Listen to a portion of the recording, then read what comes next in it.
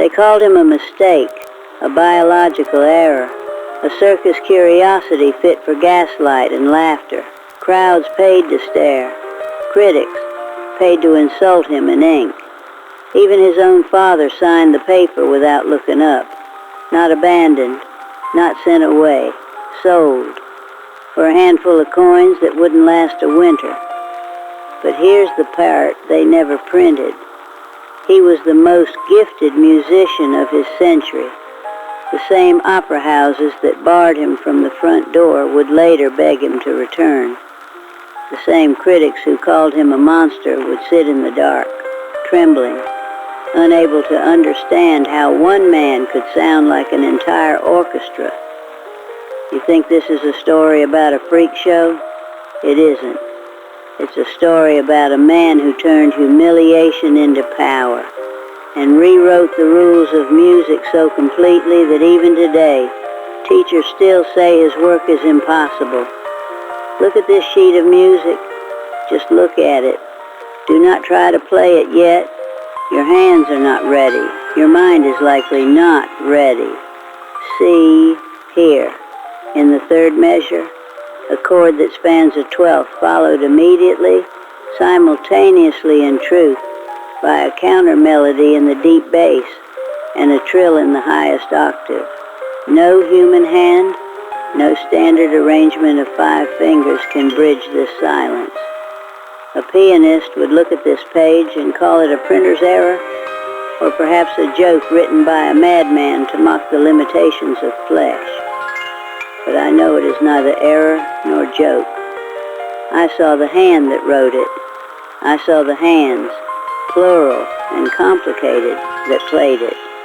You came here because you remember the stories of the Octopus Man of the Parisian fairs, didn't you? You remember the lithographs, the lurid cartoons in the penny papers showing a beast with tangles of limbs flailing about like a sea creature dragged onto the dry boards of a stage. You came here to see the monster. I understand. The world always comes to stare. But I am not opening this archive to show you a monster. I am opening it to let you hear the only man who ever truly understood that music is not a service to the audience, but a command issued to the silence. His name, the name he chose for himself later, does not matter yet. In the beginning, he had no name. He had only a price tag, and this impossibility written in ink, this was his rebellion. Sit down.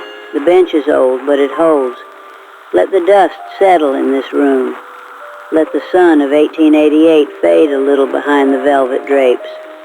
To understand this score, we must leave Vienna. We must go back 70 years, down into the wet, salt-stung darkness of a cellar in a port town on the southern coast. The year is 1815. The war is over, but the hunger is not. Down there, where the only light came from a single tallow candle guttering in a draft, a boy sat on a crate. He was 10 years old. He did not go to school. He did not play in the cobbled alleys with the other children. He did not go to Mass on Sundays because the local priest had once caught a glimpse of him in his mother's arms and made a sign against the devil, muttering about sins made manifest in flesh. So, the family hid him. Not out of cruelty, perhaps, but out of a desperate, terrified shame that passed for protection in those days. To you, he would have looked overwhelming. That is the word. Not wrong, just overwhelming. Where your arm ends in a wrist and a simple fan of 5 digits, his anatomy improvised. Nature had been too generous with him. He had extra joints, extra reach, fingers that branched or doubled, a physiological anomaly that medical men today might try to catalog with Latin terms, labeling him a polymelia case or something colder. But in the dim light of that cellar, he was just a boy with too much capacity for a world that demanded simplicity. He was not idle. Poverty does not allow for idle mouths. no matter how strange the body. His father was a net mender for the fishermen, and the boy was his secret engine. He could hold the net taut with one set of grip, weave the needle with another, and tie the knot with a speed that blurred the eye. He was a spider in the dark, weaving survival for a family that wouldn't look him in the eye. He lived in a kingdom of shadows. He watched the silhouettes of people walking past the high barred window at street level, just boots and hemlines, the rhythm of a world he wasn't allowed to join. But he had ears. Oh God, did he have ears? Blinded by the gloom, his hearing became a voracious thing. He could hear the specific groan of a ship's timber shifting in the harbor a mile away. He could distinguish the gait of his father from the gait of the landlord by the vibration of the floorboards 3 stories up. He collected sounds like other boys collected marbles. And then, the accident of grace. One evening his father came down the stairs, smelling of cheap wine and failure, dragging a broken thing behind him. It was a lute, or what remained of one. A sailor had smashed it in a tavern brawl, and the father had fished it out of the gutter, thinking the wood might burn for a few minutes of heat. He threw it onto the pile of rags in the corner. The boy waited until the trap door slammed shut. He waited until the snoring started upstairs. Then he crawled toward the wreckage. It was cracked. The neck was twisted. 2 strings were missing. To any normal musician, it was garbage. To a boy who had never touched an instrument, it was a puzzle. He didn't know how you were supposed to hold it. He didn't know that the thumb goes here and the fingers curl there. He simply applied his anatomy to the object. He braced the body of the lute with an elbow that shouldn't have been able to bend that way. He spanned the fretboard with a reach that covered 2 octaves without shifting. He plucked the strings not with a pick, but with the calloused, independent tips of digits that moved like independent creatures. The sound that came out was not music, not yet. It was a physics experiment, but within a week, the cellar changed. The rats that usually scurried in the damp paused. The damp air itself seemed to vibrate with a strange, impossible harmony. He realized that because he had more leverage, he didn't have to release a bass note to play the melody. He could hold the low drone, tap a percussive rhythm on the wood, and weep a melody on the high strings all at once. He was an orchestra of one, playing in a tomb. For 3 years, this was his life. Fixing nets by day, reinventing the laws of acoustics by night. He thought he was alone. He thought the heavy oak door at the top of the stairs was a barrier. But sound travels. Sound leaks through cracks in the floorboards. Sound drifts out of ventilation, grates into the alleyway. It was November, 1818. A cold rain was falling, the kind that soaks through wool and settles in the marrow. The boy was 18 now, though he looked older, twisted by the lack of sunlight. He was playing something he had composed, a frantic, galloping piece that mimicked the sound of horses' hooves on cobblestones, overlaid with the mournful cry of gulls. The trapdoor opened. It didn't creak. It was thrown back with violence. The light blinded him. He scrambled backward, trying to cover himself with the potato sacks, hiding his arms, hiding his shame, dropping the lute which clattered with a dying discord. 2 figures stood at the top of the stairs. One was his father, looking pale and wringing his hands, eyes fixed on the ground. The other was a man the boy had never seen, a large man in a coat that cost more than the house. He wore a top hat that gleamed with wet silk. He held a handkerchief to his nose, filtering the cellar's stench of brine and unwashed bodies. "Play it again," the stranger said. His voice was not kind. It was curious, in the way a butcher is curious about a new cut of meat. The father gestured vaguely into the dark. "Do as the gentleman says, boy. Play." The boy shook. To play was to reveal. To reveal was to be in danger. But disobedience was worse. Slowly, painfully, he uncurled from the shadows. He picked up the instrument. His limbs, usually so fluid, were stiff with terror. He struck a chord. The stranger descended the stairs, one slow step at a time, ignoring the filth on his polished boots. He wasn't looking at the boy's face. He was looking at the boy's hands. He stared at the impossible spread of the fingers, the extra joints, the articulation that defied bone structure. When the song finished, the silence was heavier than before. The stranger nodded. He didn't clap. You don't clap for a machine. You inspect it. He turned to the father. "You've been hiding it," the stranger said. We wanted to protect the neighbors from the sight," the father stammered. "He works hard. He mends the nets." "Nets," the stranger scoffed. He reached into his coat and pulled out a leather purse. The sound of heavy coins clinking together was louder than the loot had been. It was the sound of iron striking gold. "I run a traveling exposition, a caravan of uniquities. We traverse from Naples to Paris. The public pays well for the grotesque, provided it can do a trick." The boy sat frozen on his crate. Grotesque. The word hung in the damp air. "He is my son," the father said, but his eyes were on the purse. He was counting the muffled thuds of the coins. "He is an asset you cannot afford to maintain," the stranger corrected. "I will take him off your hands. I will feed him. I will clothe him.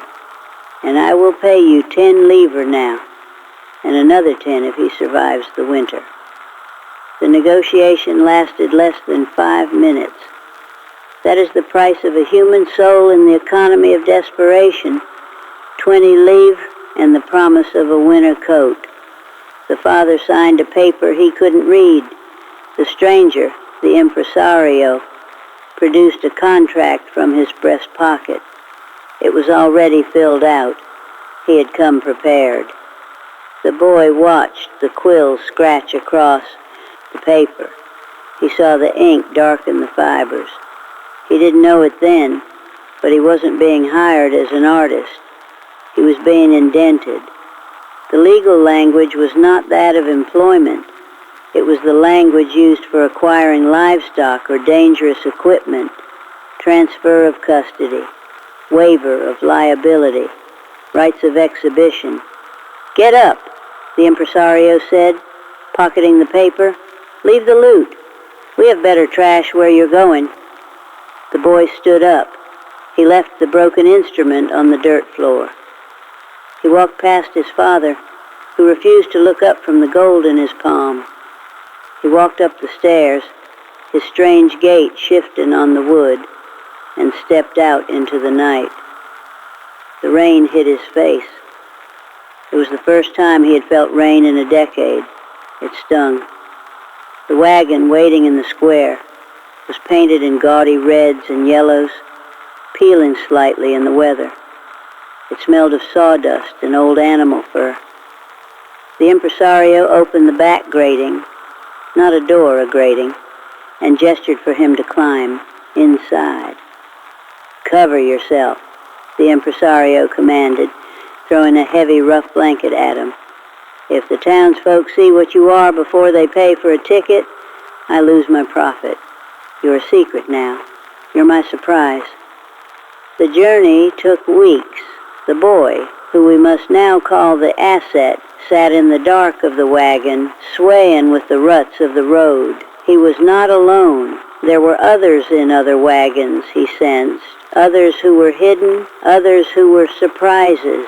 but he didn't speak to them.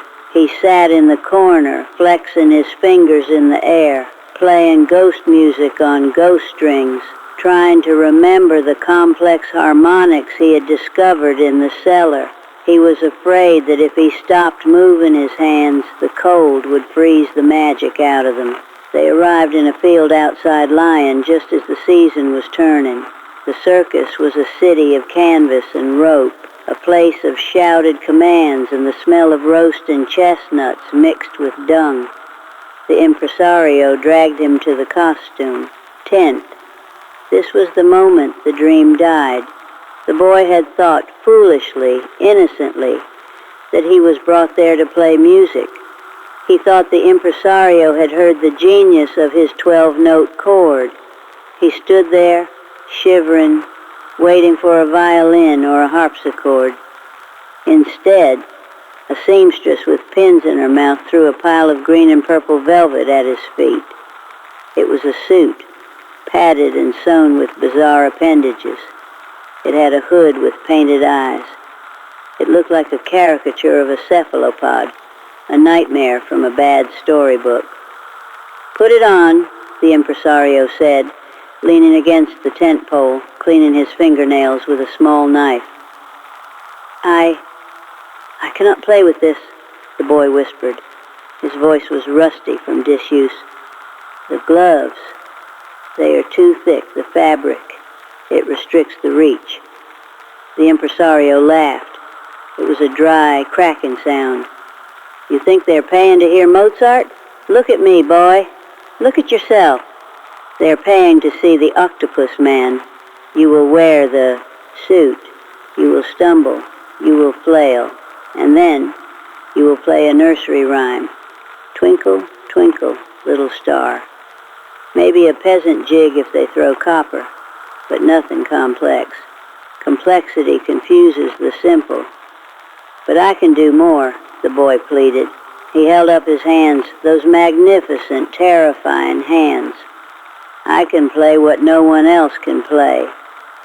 "No one cares," the impresario snapped. He stepped forward and kicked the costume toward the boy. "The contract says you perform as directed. Be a monster, and you eat steak. Try to be a virtuoso and you sleep in the mud with the dogs.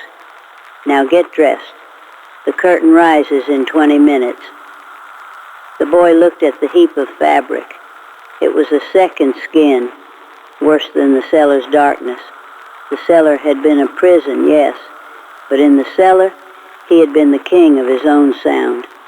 Here, under the gaslights, he was to be a clown in a graveyard.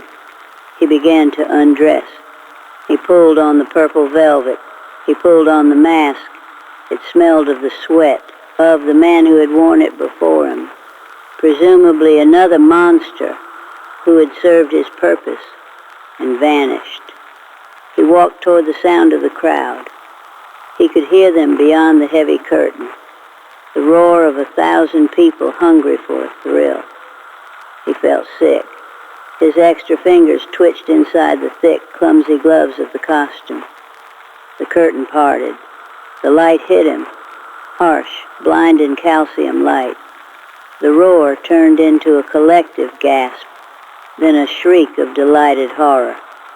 You might think that after the circus wagon rolled away, taking that boy from the dark of his father's basement, the story would turn sour right quick. That is usually how these things go, isn't it? The lamb leaves the fold, and the wolves are waiting. But this story, well, it tricked us all. It tricked him most of all. I'm holding here a piece of paper. Look at how thick it is. This isn't newspaper from the fish market. This is creamy, heavy cardstock. If you run your thumb over it, like I am doing, now you can still feel the gold leaf on the letters. It says, "The Wonder of Vienna, the man with the hands of a legion," and the date is 1824, just 4 years after he was pulled out of the dirt. For a little while, the world went mad for him. And I don't mean the world of the tent and the sawdust. I mean the world of chandeliers and silk waistcoats. You see, that first manager, the man with the greasy hat I told you about, he was greedy, but he wasn't stupid. He saw that the boy wasn't just a thing to stare at. He heard the music. When the boy sat at a piano, or what they called a harpsichord back then, he didn't play like you or me. A normal man has 10 fingers, and he must jump them around to catch all the notes. But this boy, he didn't have to jump. He had the reach of a giant. He had those extra fingers, those extra joints that moved like water. He could hit the low rumble of a storm with his left hand and the high trill of a bird with his right, and still have enough of himself to fill the middle with a harmony that made grown men cry. They took him out of the freak show tent. That was the first surprise. They put him in a suit of black velvet. They covered his arms with long sleeves that had special buttons, hiding the way his elbows bent, hiding the bone, leaving only the hands visible. And even then he wore white gloves that made his hands look merely large, until he started to play. We moved to Paris now. It is the winter. I've been told it was a winter so cold the Seine froze over. But inside the opera houses it was sweating hot. Imagine the sound. One man sitting there, but it sounds like 3. He played fast, faster than any human ought to play. And the people loved it. But you have to understand how they loved it. They didn't love him like a brother. They loved him like a magic trick. They loved him because he scared them just a little bit. It was a thrill, like standing on the edge of a cliff. You feel safe, but your stomach drops. Money started coming in, not copper coins in a jar anymore, gold, checks from banks with heavy iron doors. The boy, he was a young man now, barely 20. He let it go to his head. And who can blame him? You spend your whole life hiding with the rats, believing you're a mistake, and suddenly dukes and duchesses are throwing flowers at your feet. He started to believe the lie. He thought he was one of them. He bought things. That is what loneliness does when it gets rich. It tries to buy its way out. He bought a carriage with yellow wheels. He bought a pocket watch made of solid silver, though he never really had anywhere to be except the stage. He hired a tailor to come to his hotel room, a frightened little man who had to measure those arms, shaking while he held the tape measure. The boy made him sew shirts of the finest linen, tailored to fit every twist of his body, so that under the cloth he looked almost smooth, almost like everyone else. I recall reading a letter he wrote back then. He never sent it to his family. God knows they wouldn't have read it anyway. But he kept it. It said, "I am a king now. The silence of the cellar is gone. I have bought the noise of the world." Poor fool. He didn't know the noise was just rented. It all changed on a Tuesday. I remember the day because it was the same day the great exhibition opened its doors in London. But our boy, he was in a drawing room in Berlin. He was playing for a group of critics, serious men, men with whiskers and spectacles who didn't come to enjoy the music. They came to dissect it. There was one man in particular, Dr. Vane, a critic, but he called himself a man of science. He didn't clap when the song ended. He just walked up to the piano. He asked the boy to take off his gloves. Now, usually, the manager would stop this. The mystery was part of the price. But the manager was drunk on champagne in the back room, counting the gate, receipts. So the boy, he felt proud. He felt powerful. He thought, my music is so good, My hands don't matter. He took off the gloves. Dr. Vane didn't gasp. He didn't recoil. That would have been better. If someone screams, they acknowledge you represent a danger, a power. No, Dr. Vane just pulled out a magnifying glass. He looked at the extra digits. He touched the skin like he was inspecting a dead fish at the market. He looked at the boy's face, not into his eyes, but at the shape of his skull. Then he made a note in his book, turned his back, and walked out without saying a word. The article came out 2 days later. I have that clipping too, but I don't like to touch it. It feels cold. It was titled, "The Mechanical Error of Music." It didn't say the music was bad, it said worse. It said the music was cheating. It said, "This is not art. Art is the struggle of the human soul to overcome the limitations of the body. This creature has no limitations. He is not a pianist. He is a biological accident. Listening to him is not culture. It is staring at a medical curiosity. It is morbid. It is beneath the dignity of a civilized ear." Words have sharp edges, don't they?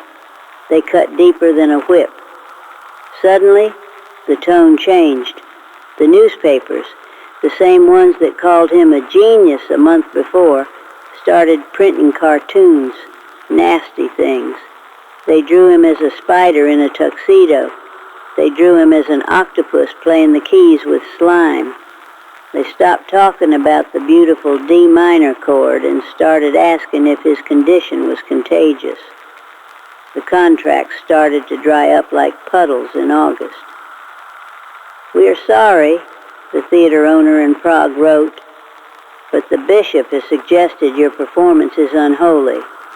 Regrettably," wrote the lady in Vienna, "we cannot host you at the salon. My guests are unsettled by the reports." Unsettled. That was the polite word. The real word was disgusted. The boy, I keep calling him a boy, though he had a man's grief, now sat in his expensive hotel room. The rent was due. The tailor was asking to be paid for the last 3 suits. The servants he had hired, they left, one by one. They didn't even steal the silver. They just wanted to get away from the bad luck. He tried to fight it. He dressed up in his finest yellow-wheeled carriage and drove to the opera house where he was supposed to play the next week. He walked up the marble steps, head high, his hands hidden in those expensive kidskin gloves. The doorman knew him. This doorman had bowed to him for 6 weeks straight, opening the door with a smile that said, "Yes, sir, right away, sir." But today, the doorman didn't move. He stood right in the center of the entrance. He looked at the boy's shiny boots, then up to his face. And he said, loud enough for the people on the street to hear, "Deliveries are around the back, monster. This entrance is for artists." The boy stopped. He could have pushed past. He was strong. Working against gravity all his life made him strong. But something broke inside his chest. It wasn't his heart. It was his pride. It was the illusion he had bought with all that gold. He realized then that the suit didn't matter. The music didn't matter. To them, he was still just the thing in the basement. He had just moved to a basement with nicer wallpaper. He turned around. He walked back to his carriage. He didn't go back to the hotel. He told the driver to drive. Just drive. Anywhere where the gas lamps didn't shine so bright. He ended up in a district near the docks, where the fog smells like salt and coal. He dismissed the driver. He stood there on the cobblestones holding his violin case in one hand, using 3 fingers to hold it, clutching it so tight the wood creaked. It began to rain. Not a heavy storm, just that miserable soaking drizzle that gets into your bones. He looked at his hands. The gloves were wet now, stained with mud from the wheel. He peeled them off. He threw them into the gutter. He watched the muddy water carry away the white silk, turning it gray, carrying it down into the sewer. He had a lot of money in the bank still, but he couldn't buy a handshake. He couldn't buy a conversation. He was alone again, and that, my friends, is the dangerous hour. That is the hour when a man looks at a bridge and wonders how cold the water is, or he looks at a bottle and wonders how deep the bottom is. He went into a pawn shop. The old man behind the counter squinted at him, saw the strange shape of his shoulders under the wet coat, saw the hands he didn't bother to hide anymore. The old man reached for a club he kept under the desk. "I don't want trouble," the boy said. His voice was rusty. He hadn't spoken to a soul in 3 days. "I want to buy." He didn't buy liquor, and he didn't buy a gun. He bought all the newspapers the man had, every single copy from the last month, the ones with the cartoons, the ones with the lies, the ones that called him a spider. He bought them all. Then he asked for one more thing. "Scissors," he said. "The big ones, the ones used for cutting thick canvas." The pawnbroker slid a pair of iron shears across the counter. They were heavy, black, sharp enough to cut through leather. The boy took them. He looked at the blade. He looked at his own reflection in the metal, a twisted, wet, angry shape. He had a choice to make. He could run back to the farm and hide. He could join a new circus and eat fire for pennies. Or he could do something else. He walked out into the rain with a stack of papers and a pair of heavy shears. He found an abandoned warehouse, one of those places with boarded-up windows where nobody asks questions as long as you pay the rent in cash. He lit a candle. And then, snip, snip. He didn't cut himself. No, he was done hurting himself for them. He started cutting the papers. He cut out the headlines. He cut out the cartoons. He cut out the reviews that said he was a horror. He pinned them to the wall. He covered the walls of that cold room with the hate of the world. He stared at it. He studied it like a map. "They want a monster?" he whispered to the empty room. "They want a ghost? They want something they can't understand." He picked up his instrument, but he didn't play a melody. He hit a chord so dark, so heavy, that the candle flame flickered. He wasn't going to ask for their love anymore. He was done being the pet dog performing tricks. If they wouldn't let him walk through the front door as a man, he would build his own door, and he would make sure it was the only way in. But to do that, he had to die. At least the boy they knew had to die. He took a bottle of ink and poured it over his white shirts. He watched the black stains spread. For 6 months, there was not a whisper of him. Silence is a funny thing in a city like Paris. It has weight. It sits on the streets like a fog. At first, the newspapers crowed about their victory. They said, "The imposter has fled." They said, "Art is safe again." Dr. Vane wrote a little column about how nature always corrects its mistakes. They thought he had gone back to the circus, or maybe died in a gutter somewhere, drunk on cheap wine. But they didn't know him. They didn't know that silence wasn't his defeat. It was his forge. I found a ledger from that year. It belongs to a real estate agent, a man named Mr. Benoit. Mr. Benoit dealt in properties that nobody else wanted, burned out warehouses, flooded basements, places where the rats held town meetings. In the back of this book, there's an entry for an old rotting theater on the edge of the industrial district. It was called the Stone Box. A lovely name, isn't it? It had no windows. The roof leaked.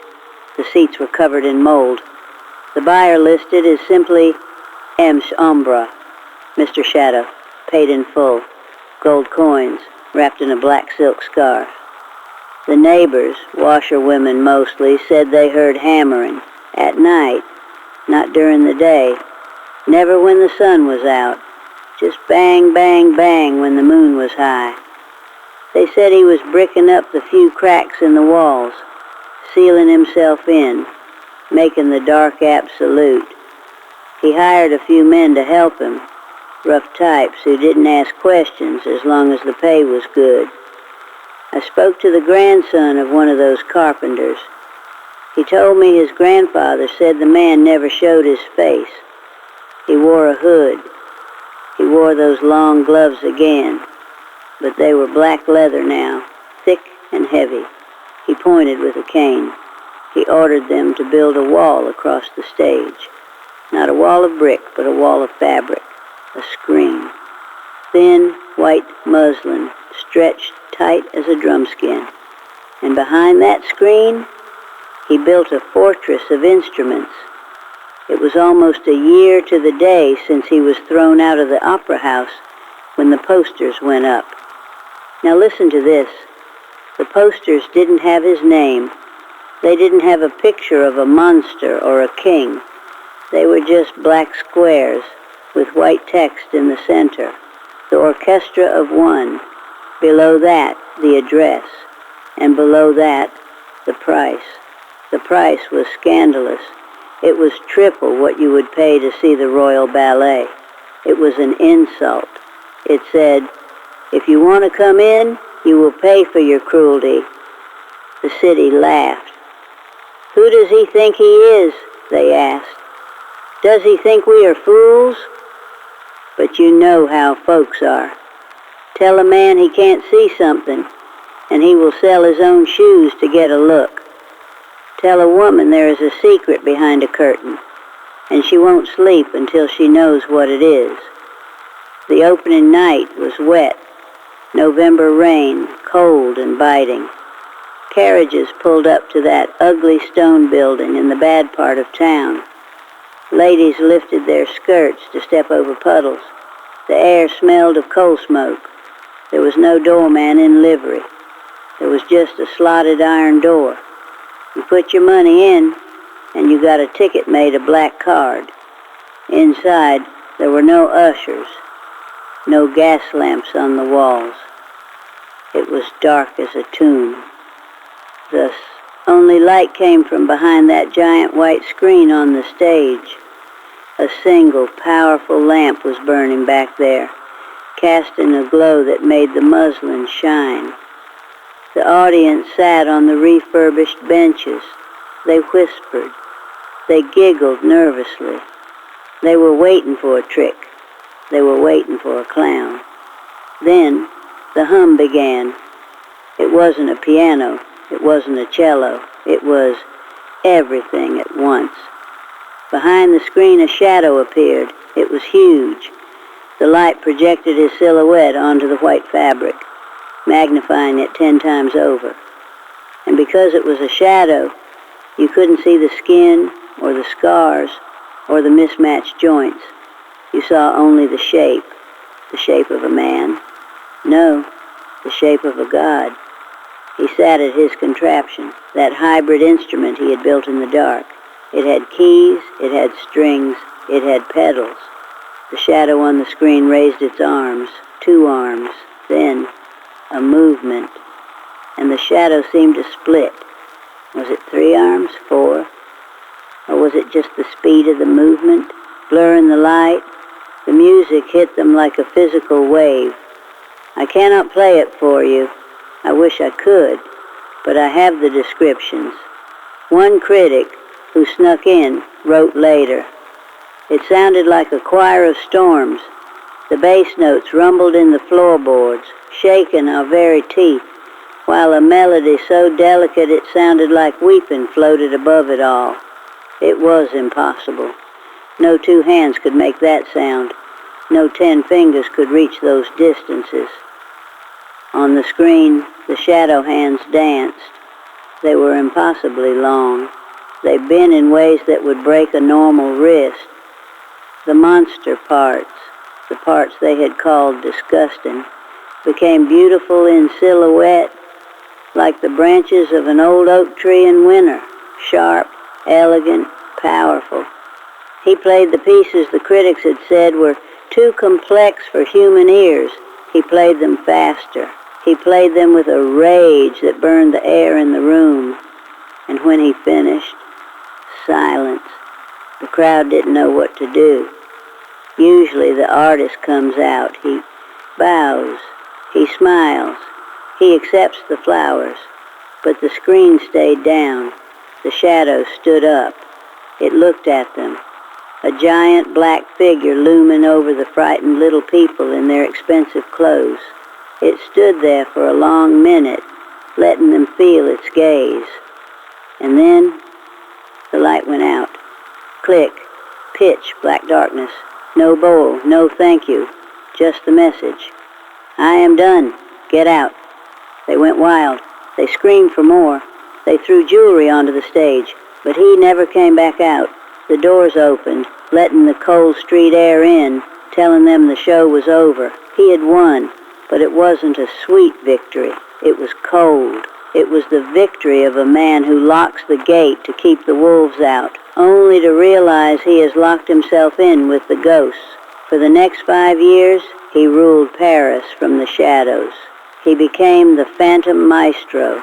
It became the highest badge of honor to say you had been to the stone box. If you hadn't heard the shadow play, you were nobody. He raised the prices again and again. He made them wait outside in the rain for an hour before opening the doors. He canceled shows on a whim. The maestro is not in the mood, the sign would say, and the people, they loved him for it. They loved the abuse. It made him seem important. He bought the buildings next to the theater. He knocked down the walls. He built an apartment deep inside that block of stone, a place where no sunlight ever touched the floor. He furnished it with velvet and mahogany, but he fired any servant who looked him in the eye. He hired a manager, a timid man who spoke to him through a door. He never let anyone see him without the screen. The screen was his shield. Behind it, he was the powerful mystery. In front of it, well, he was terrified that if he stepped out, he would just be the boy from the circus again. Money piled up in the corner of his room. He didn't even count it. He spent it on books, on rare violins that he took apart to see how they worked, on bottles of wine that he drank alone, listening to the sound of his own breathing. There's a story about Dr. Vane. Remember him? The critic who called him a biological error. 3 years into the maestro's reign, Dr. Vane tried to buy a ticket. He was old now, his reputation fading, and he wanted to be part of the sensation. He sent a letter requesting a seat. The maestro sent a letter back. It was brief.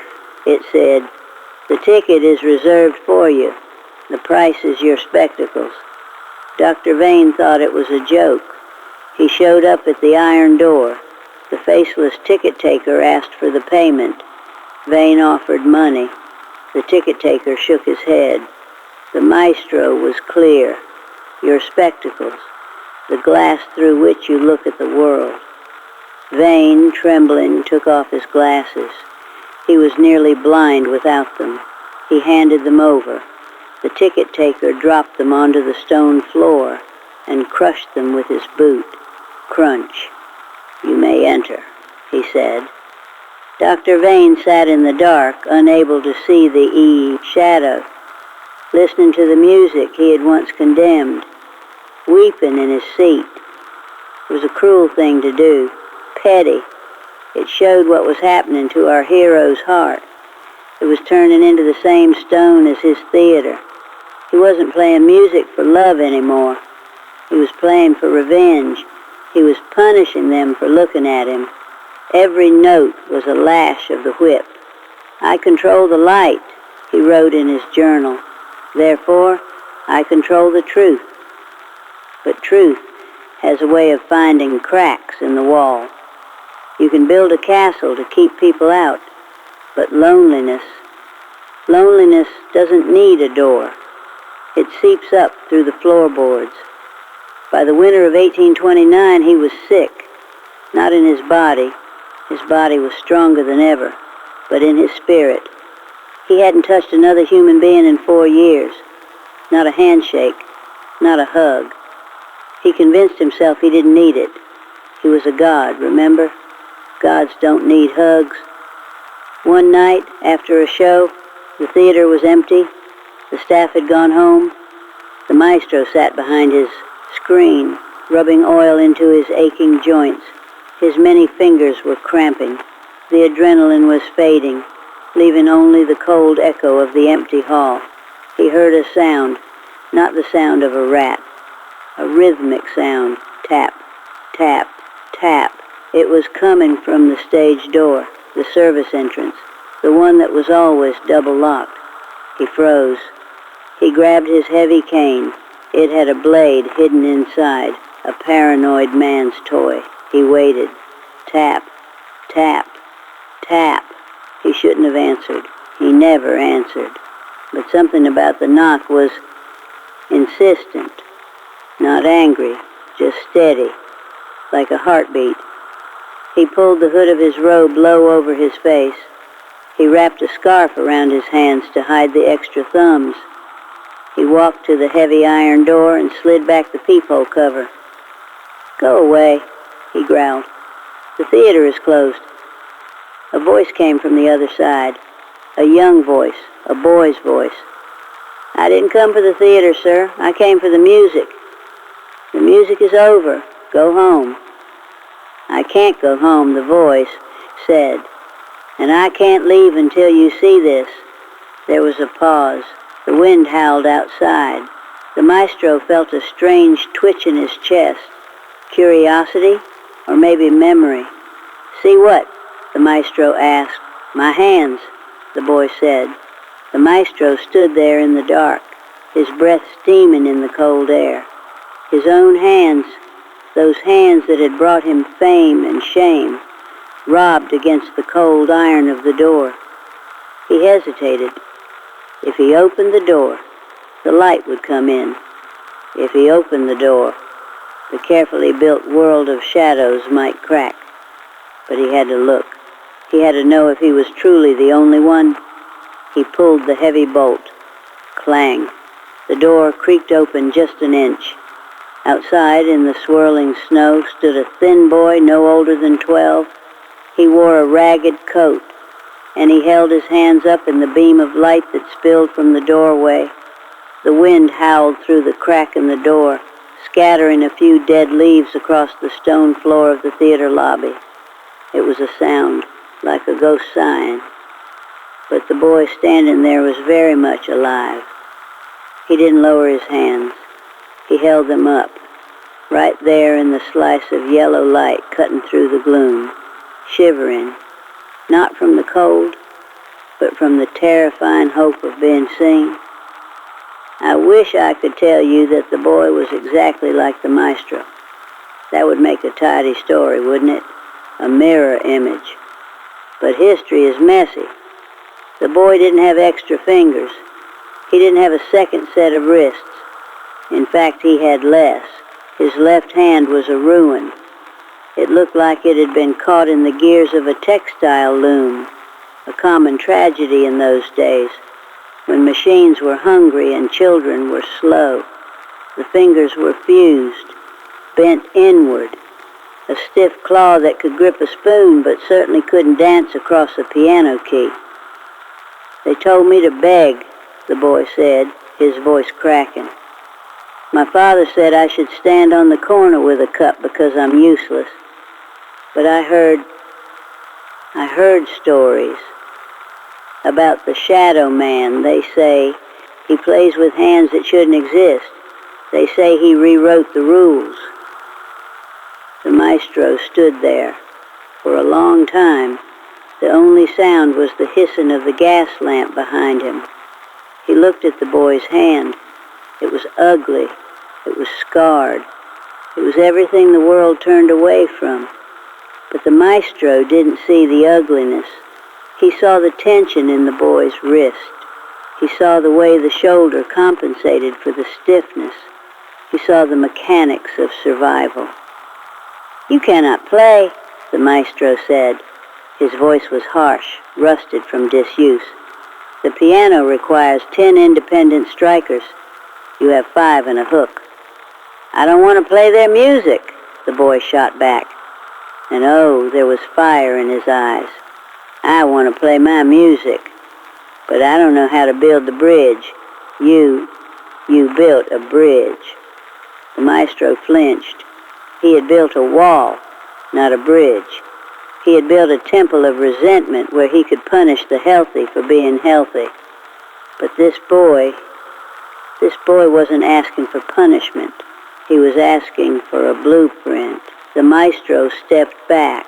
The iron door groaned as he pulled it wider. It was the first time in 5 years that door had opened for anything other than a delivery of wine or coal. "Wipe your boots," the maestro commanded. "I just had the floor swept." That night, there was no concert for the dukes and the critics. The ticket booth remained closed. The sign, "Maestro is indisposed," hung on the gate. But inside, behind the thick velvet curtains, the theater was alive. The maestro sat the boy down at the great modified instrument. He lit a dozen candles, not for drama, but so they could see. He took his own gloves off. He showed the boy the tangle of his fingers, the impossible anatomy that had terrified Paris. And then he showed him something else. He showed him how he used the defect as a lever, how he used the back of a wrist to hit a bass note, how he used the sheer weight of a wrong bone to create a sustain that a normal finger couldn't hold. "You don't fight the instrument," the maestro whispered, his hands moving over the boy's stiffness, correcting the posture. "The instrument is stupid. It is wood and wire. It doesn't know you're broken. You must force it to agree with you." They worked until dawn. They worked until the candles burned down to puddles of wax.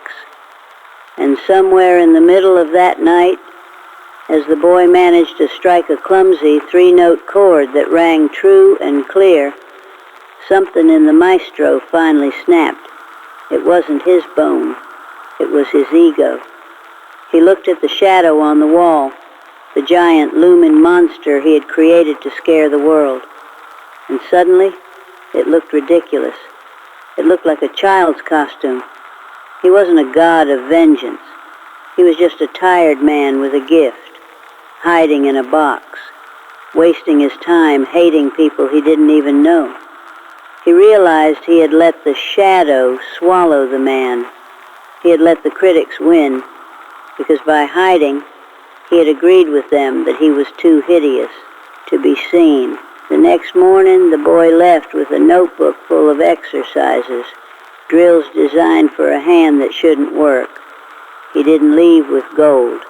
He left with dignity. And the maestro, he went to his desk. He picked up his pen. He didn't write music. He wrote a deed of sale. The disappearance of the shadow maestro was the greatest mystery of the decade. The paper speculated for years. Some said he had finally made a pact with the devil and vanished in a puff of sulfur. Others said he had died of a broken heart. A few claimed he had returned to the sea to live with the octopuses. They were all wrong. They were looking for a tragedy, because the world loves to see a freak meet a tragic end. It comforts them. It confirms the natural order. But our story isn't about their comfort. 3 months after that night, a man named Silas, just Silas, no title, bought an old vineyard in the south of France. It was a quiet place. High stone walls, yes, but they were covered in ivy and jasmine, not spikes. Mr. Silas was a strange man, the locals said. He always wore gloves when he went into the village to buy bread. He kept to himself, but he was kind. If a farmer's cart broke a wheel, Mr. Silas would come out and fix it with a strength that seemed unnatural, lifting the wagon with one shoulder while he reset the axle. He married the daughter of a local notary. She was a woman of 30, sharp-tongued and practical, who had given up on marriage because she found men boring. She didn't find Silas boring. She found him quiet. She saw his hands on their second meeting, and she didn't scream. She just asked if they hurt when it rained. When he said yes, she knitted him mittens out of Angora wool. They didn't live a fairy tale. They argued about the price of firewood. They lost a crop of grapes to the frost one year. They had soup on Tuesdays and roast on Sundays. It was an aggressively normal life. It was the life he had been told he was disqualified from living. But the music didn't stop. It just changed direction. He stopped performing. He never stepped on a stage again. He never let a crowd stare at him for the price of a ticket. He took away their power to judge his body. Instead, he flooded the world with his mind. He wrote symphonies. He wrote etudes. He wrote operas that were performed in Milan, in London, in St. Petersburg. He sent them to publishers under pseudonyms. The anonymous Monsieur X, the Hermit of Leon. B.S.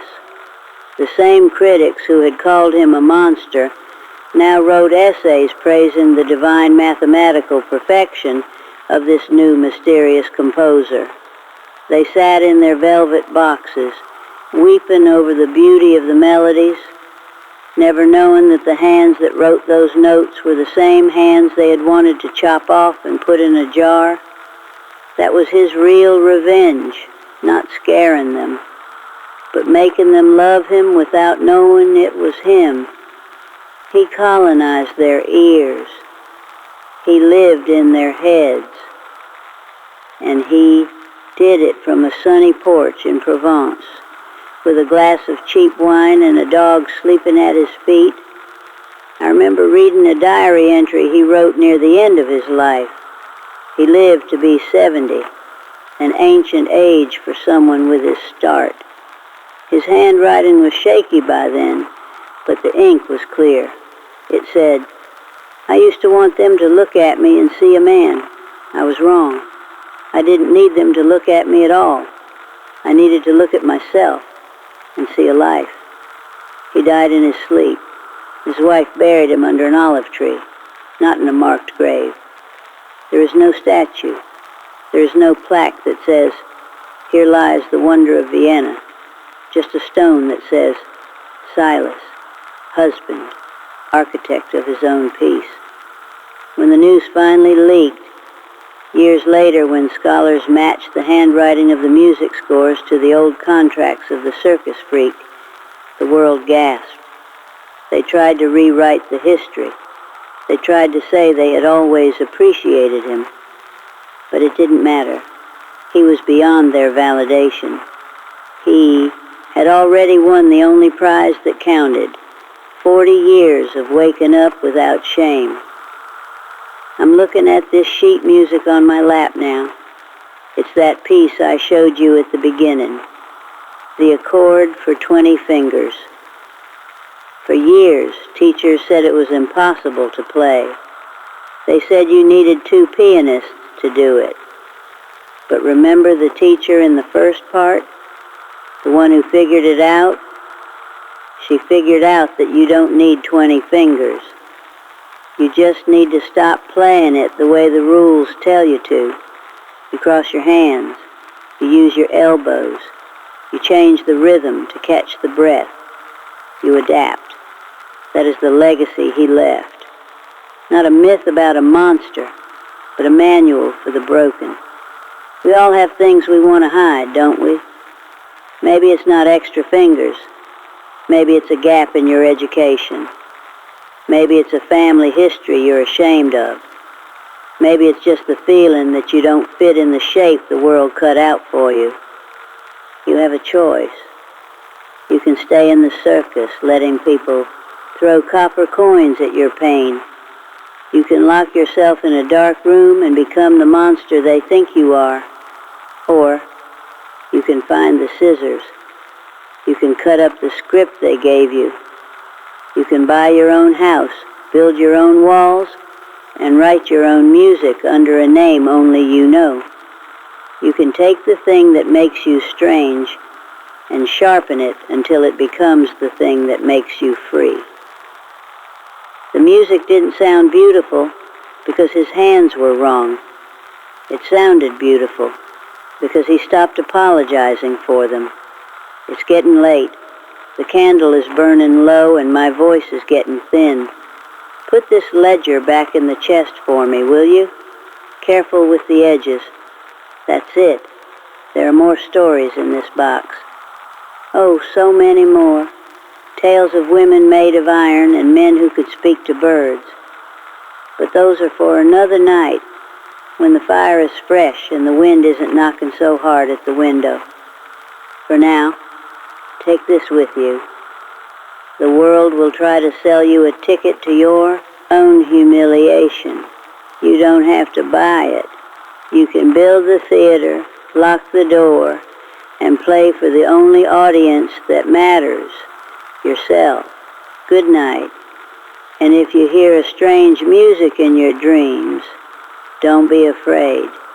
It's just the shadow, learning how to be the light.